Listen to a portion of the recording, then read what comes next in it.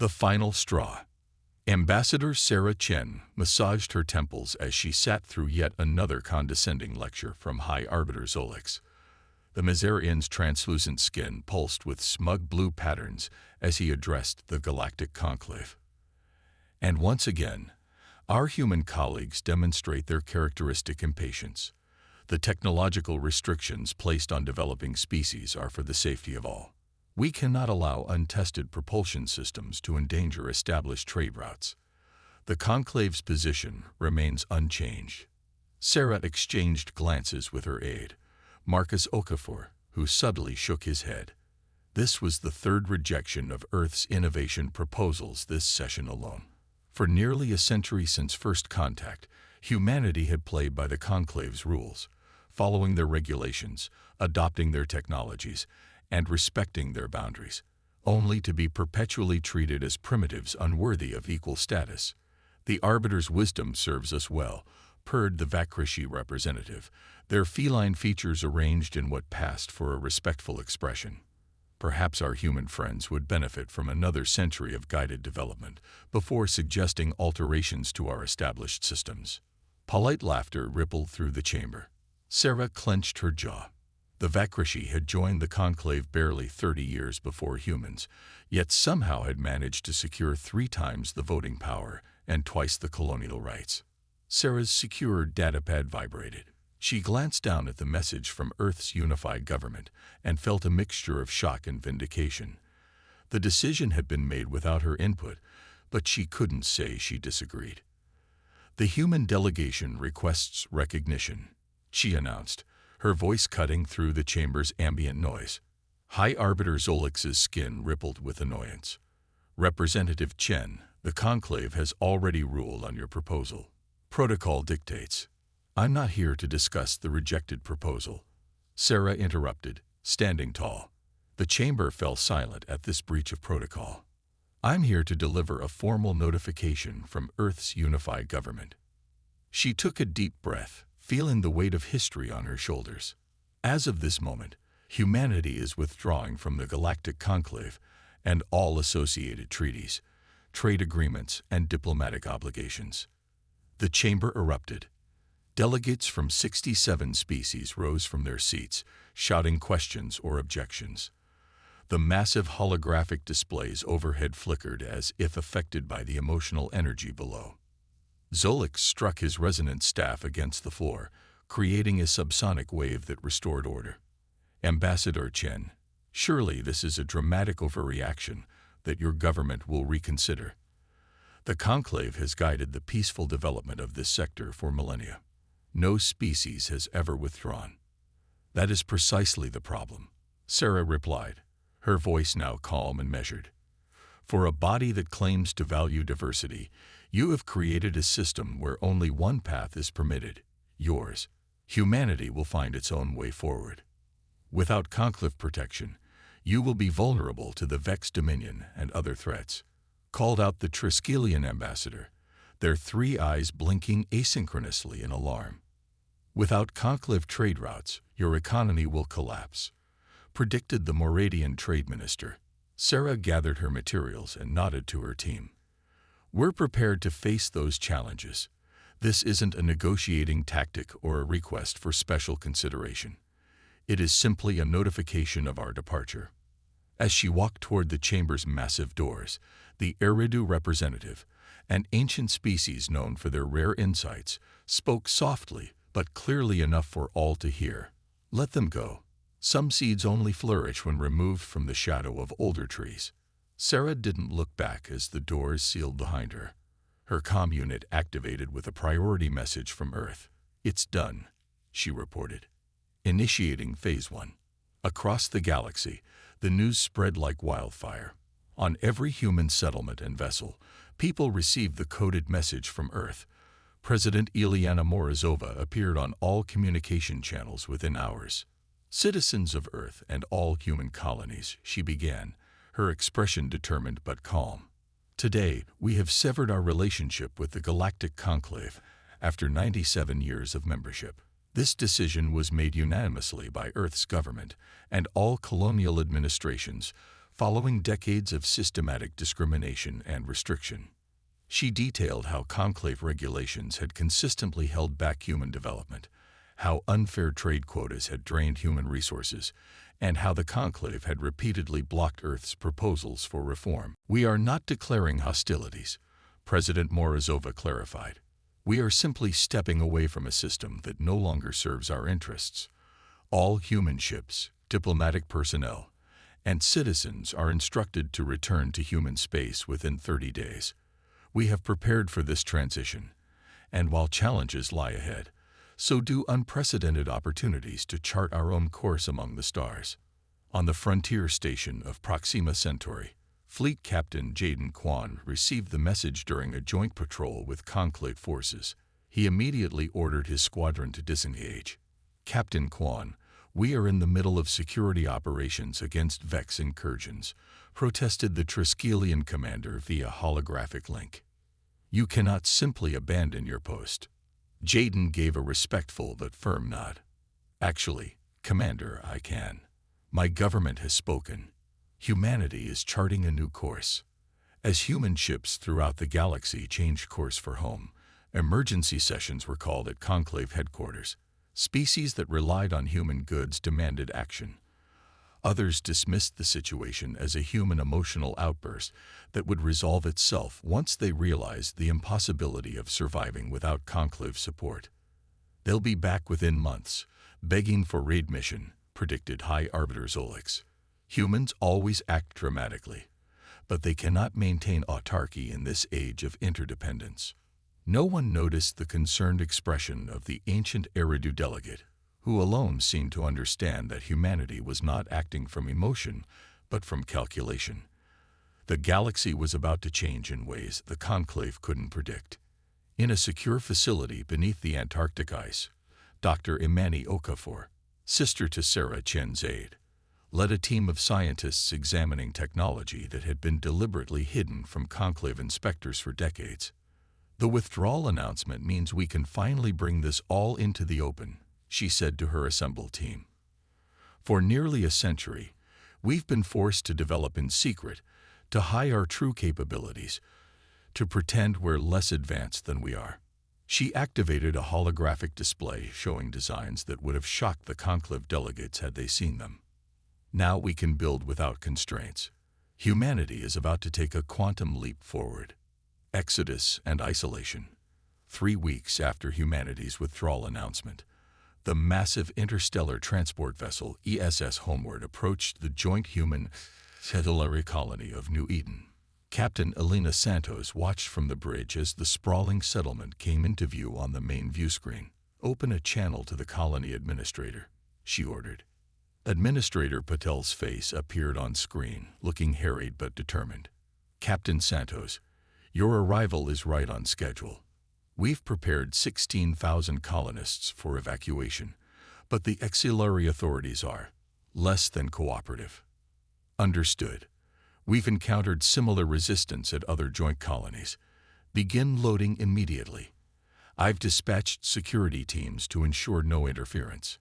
All across the galaxy, scenes like this play out as humanity executed its withdrawal with military precision.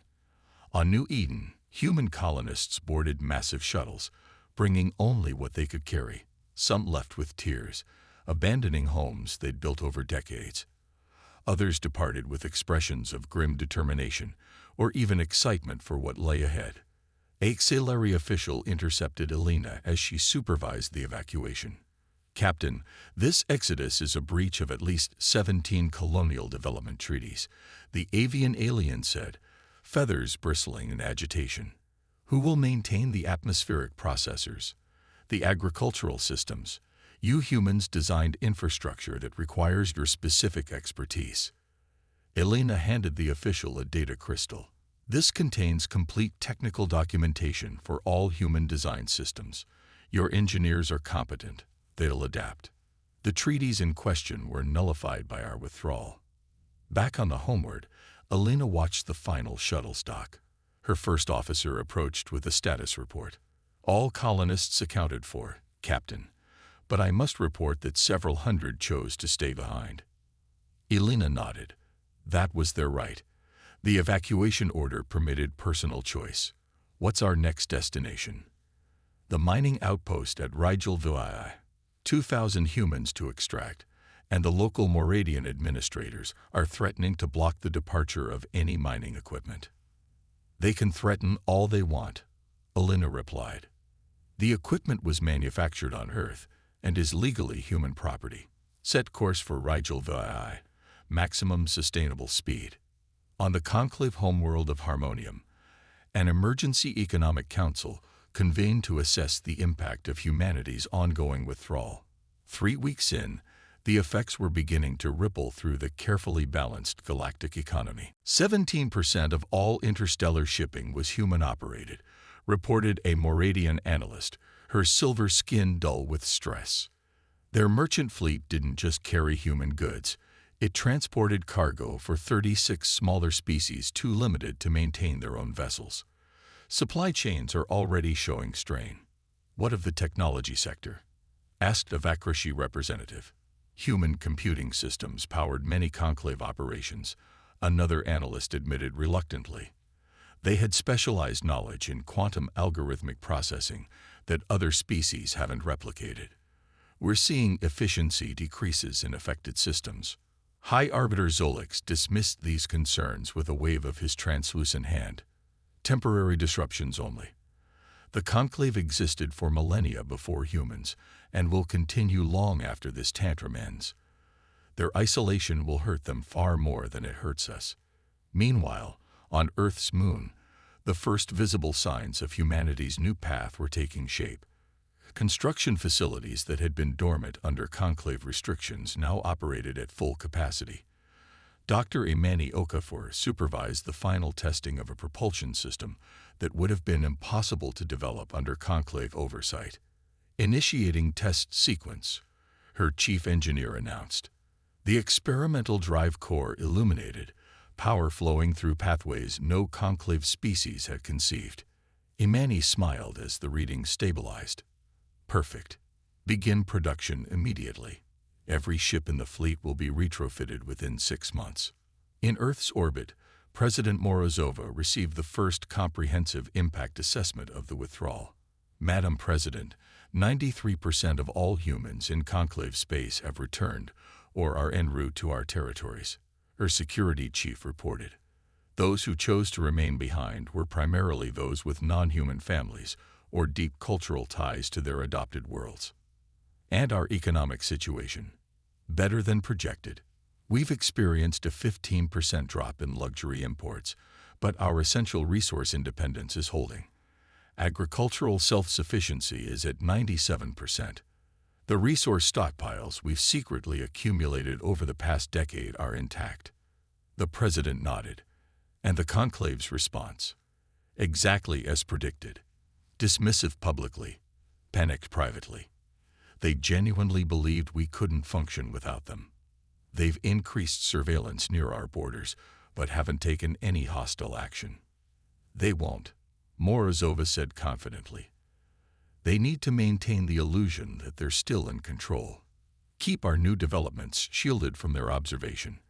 The next phase depends on our technological leaps remaining undetected until they're too advanced to counter. 2 months into humanity's self-imposed isolation, the conclave's prediction that humans would quickly return had proven embarrassingly wrong. Human space, now concentrated around Earth and its closest colony systems, showed no signs of economic collapse or security vulnerabilities. In fact, observers noted increased construction activity in orbit around several human worlds. New defense platforms appeared, featuring designs never registered with conclave authorities. Surveillance probes detected energy signatures inconsistent with known technology levels permitted to humanity. On the edge of human space, a small Vex Dominion raiding party, expecting to find vulnerable human colonies now stripped of conclave protection, instead encountered a response force that arrived with unexpected speed and firepower. The few Vex ships that escaped brought troubling news back to their commanders. The humans were not weakened by isolation. They were transformed by it.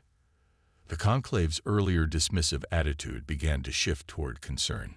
Something unprecedented was happening in human space, and for the first time in centuries, the all-knowing conclave found itself in the dark. Ripples across the stars. 6 months after humanity's departure, the Galactic Conclave could no longer pretend that nothing had changed. The central trading hub on Harmonium, once teeming with activity, now showed visible signs of strain. Empty stalls where human merchants once sold their goods remained unoccupied. Prices for formerly common items had tripled or quadrupled. 200 credits for synthetic coffee. A Vakrshi trader complained loudly. Last year, it was 40. The Moradian vendor shrugged her silvery shoulders. No humans, no real coffee. This substitute comes from the Proxima processing centers. Take it or leave it. Similar scenes played out across thousands of worlds.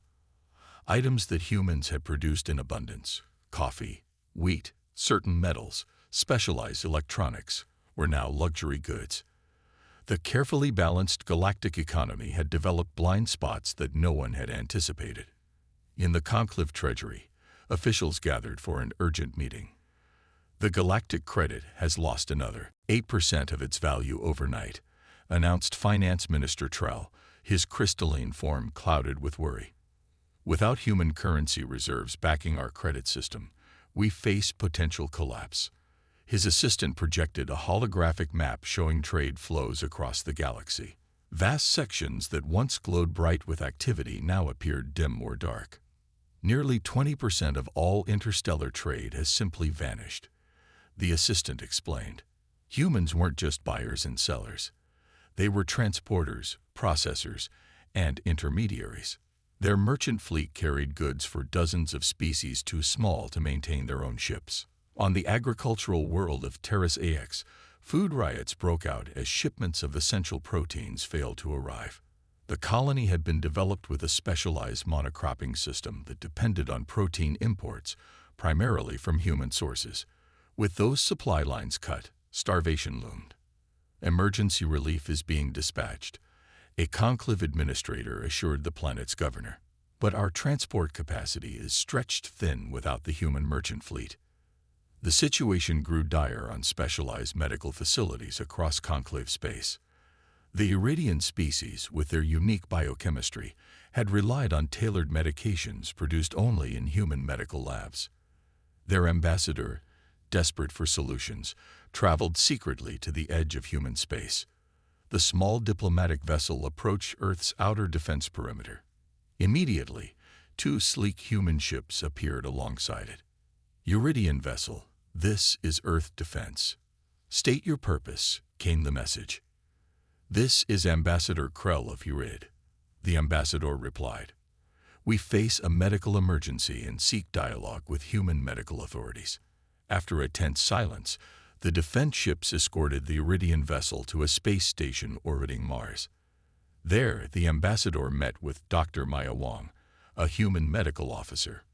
We understand your situation, Dr. Wong said firmly but kindly, but our government's position is clear. No official relations with conclave members. Children are suffering. Ambassador Kroll pleaded. The medications they need exist nowhere else. Dr. Wong slid a small package across the table. This contains a 6-month supply of the medication your people need, along with manufacturing specifications. Consider it humanitarian assistance, not a diplomatic exchange. We won't let innocent beings suffer for political disputes. The Iridian took the package with profound gratitude. The conclave was wrong about humans, he said quietly. Tell them that when you return, Dr. Wong replied. Back on Earth, Dr. Imani Okafor published her controversial paper, Systematic Suppression: How the Galactic Conclave Deliberately Hindered Human Development. The document spread quickly through human space and leaked into conclave networks despite attempts to block it. The paper meticulously detailed how conclave trade agreements had consistently undervalued human goods, how technology sharing had been deliberately one-sided, and how human innovation had been systematically constrained through regulations disguised as safety protocols. For nearly a century, Dr. Okafor wrote, humans have been treated as useful but junior partners in galactic affairs.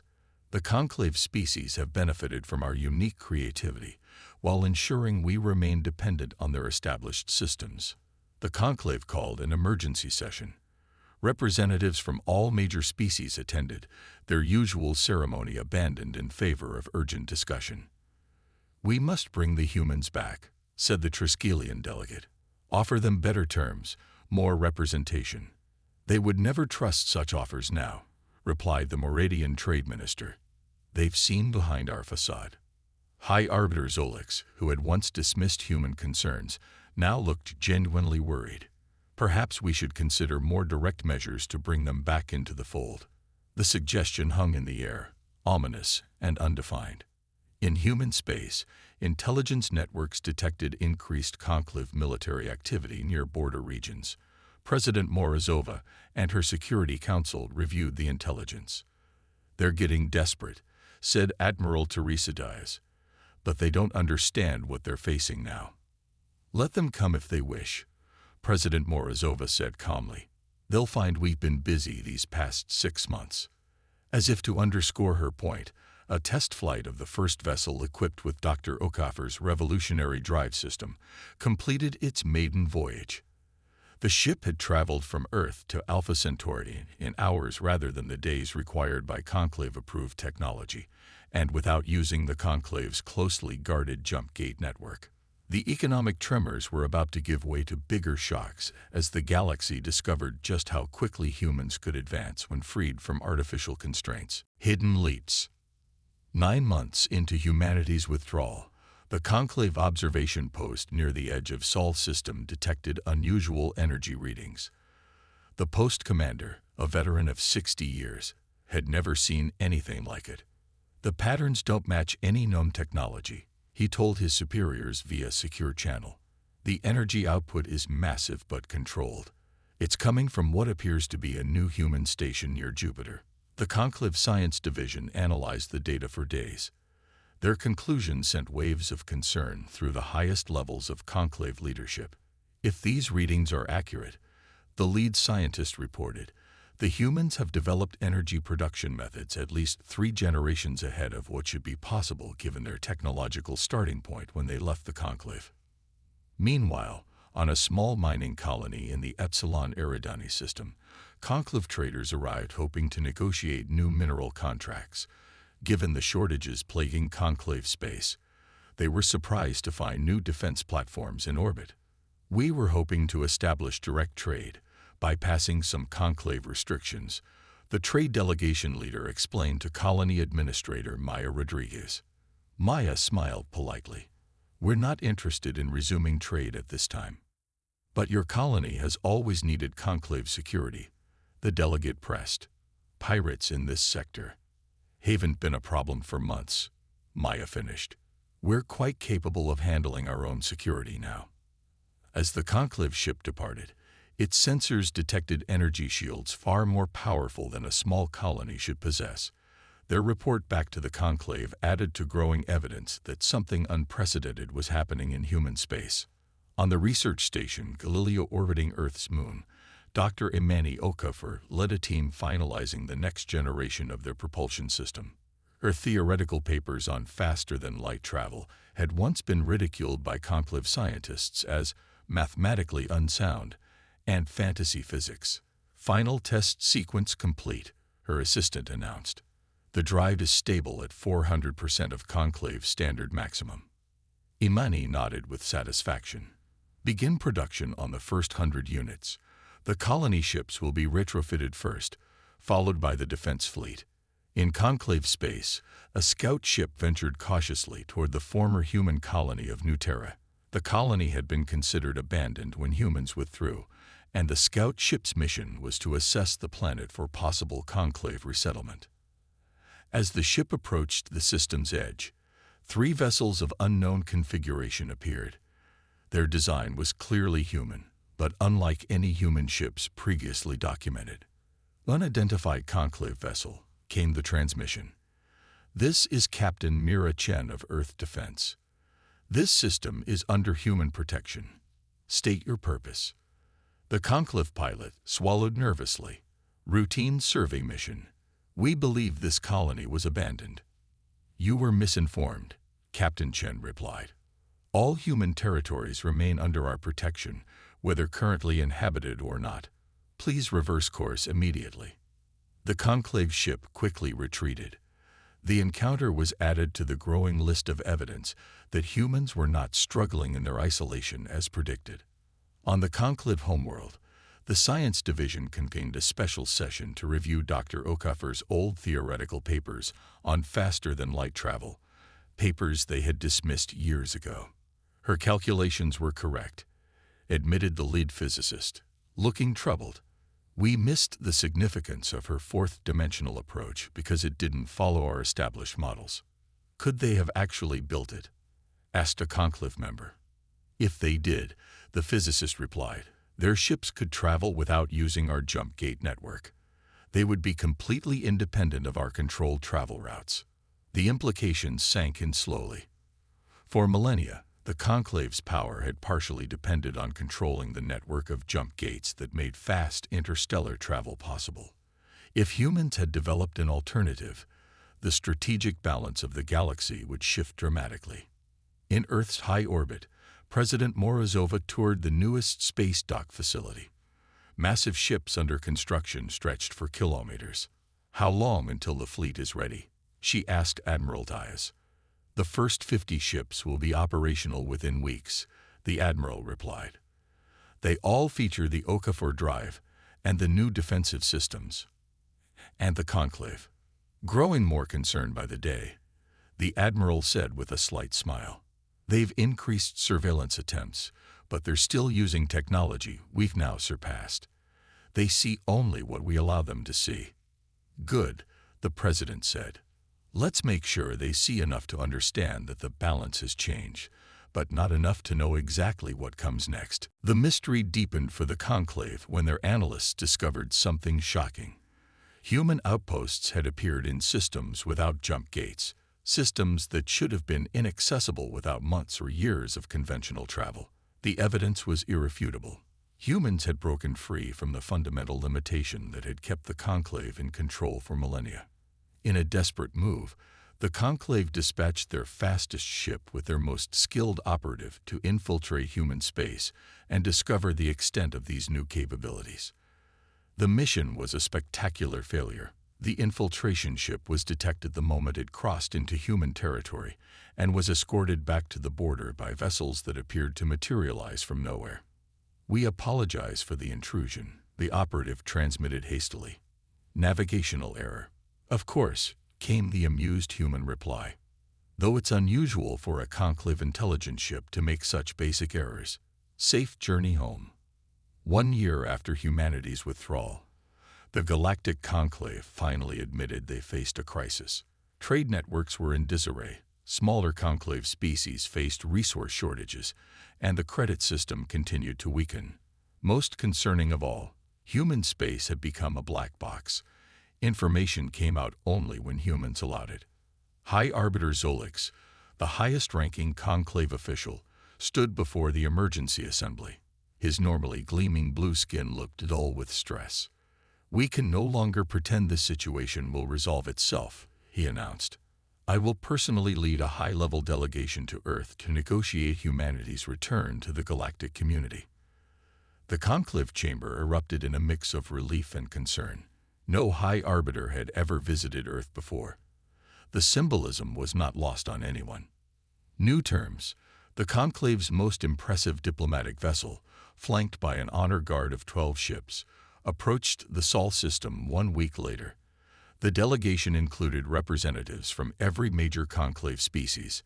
As they reached the outer boundary of the system, sensors detected multiple defense platforms that hadn't existed a year ago. The delegation transmitted their diplomatic credentials and requested permission to approach Earth. For 3 hours, they'd waited in tense silence. Finally, a response came. Conclave delegation, you are granted limited access to Earth space. Follow the transmitted flight path exactly. Deviations will be considered hostile action. The Conclave ships were escorted by 4 human vessels of unfamiliar design.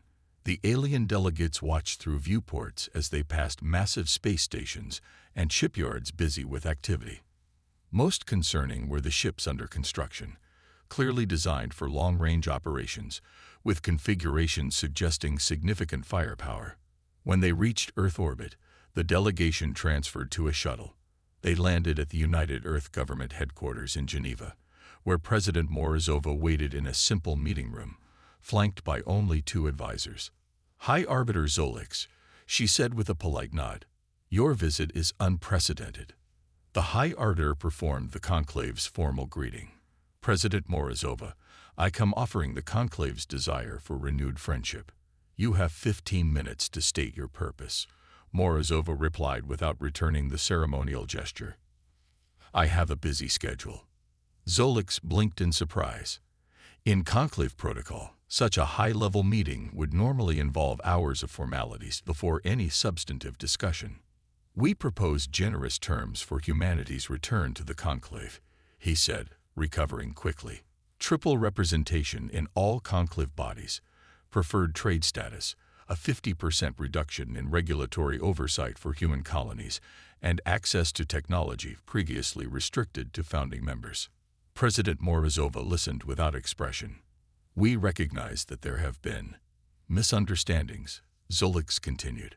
"The conclave values humanity's unique contributions to galactic society. These terms reflect that value." When he finished, President Morozova stood. "High Arbiter, 1 year ago, we might have celebrated such an offer. Today, it's irrelevant. Surely we can negotiate." "This isn't a negotiation," she interrupted. "Humanity isn't interested in returning to a system designed to limit our potential while exploiting our resources and creativity.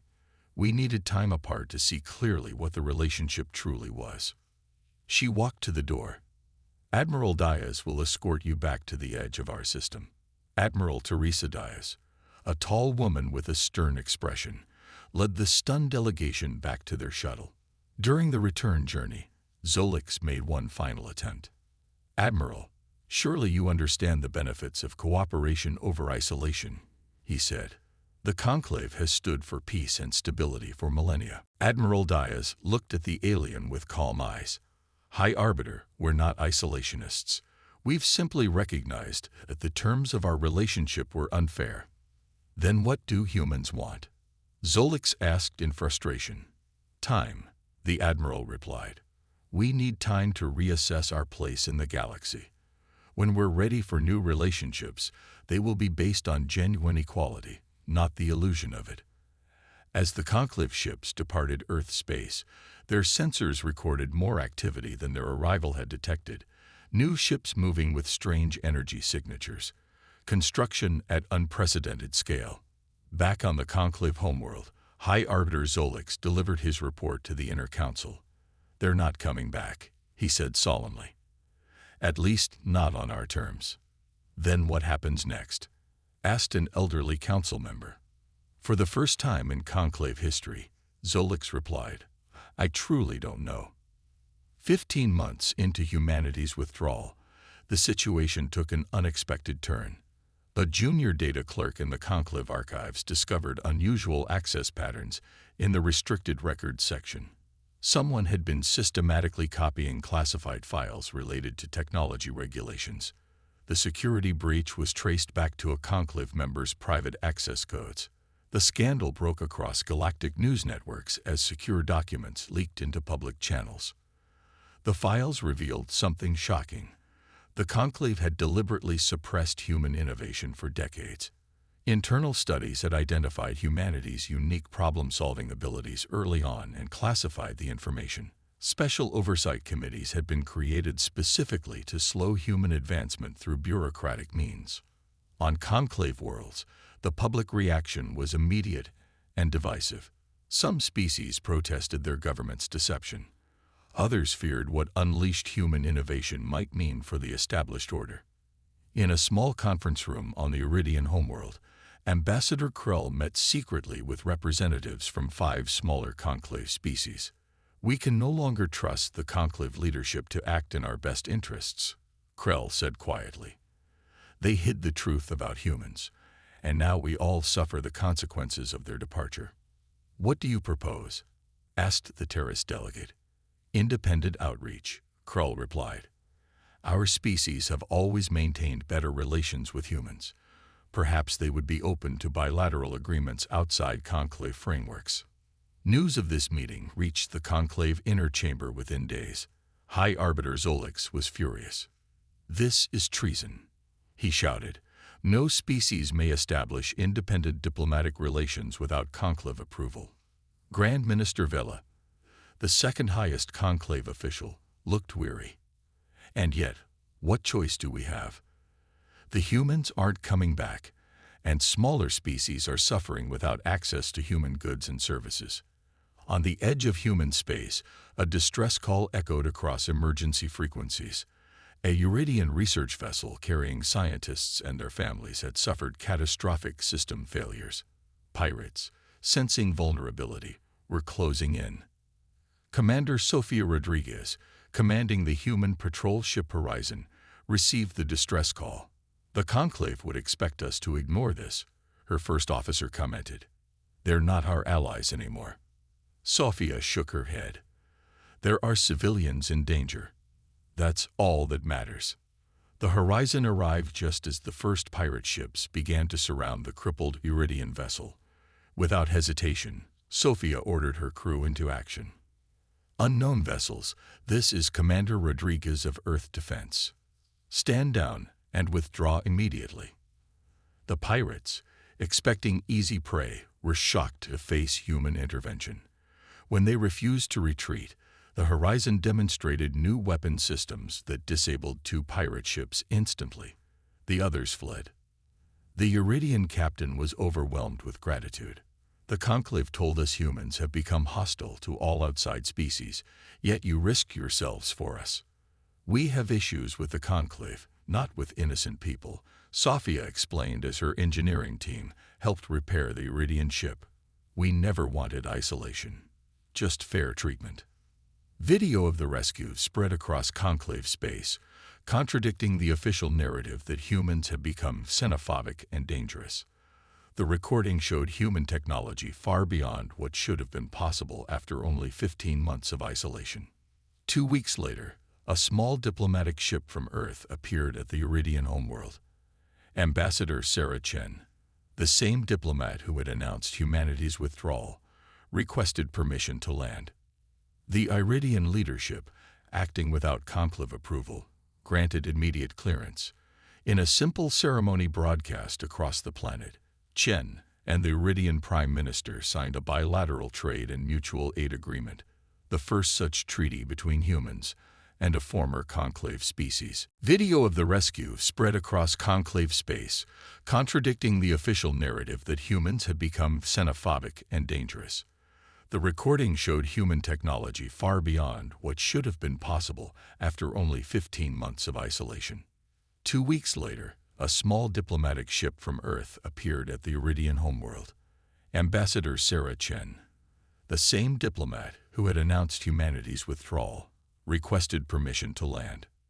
The Iridian leadership, acting without conclave approval, granted immediate clearance. In a simple ceremony broadcast across the planet, Chen and the Iridian Prime Minister signed a bilateral trade and mutual aid agreement, the first such treaty between humans and a former conclave species. This marks a new beginning, Chen announced. Not a return to the old system, but the start of something better. Relationships based on mutual respect and genuine equality. Within a month, similar ships appeared at 4 other worlds whose species had suffered most from humanity's departure. Each received the same offer: direct bilateral agreements outside conclave control.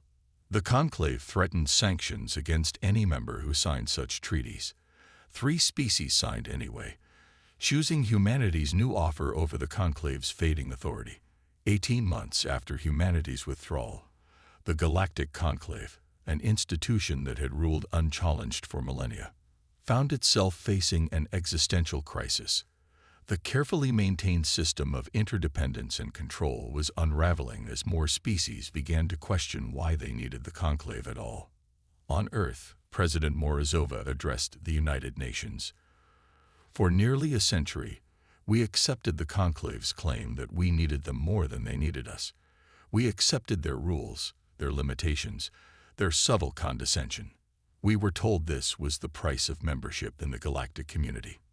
She gestured to a display showing Earth's new fleet, the expanding human colonies, and the bilateral treaties now in place with former conclave species.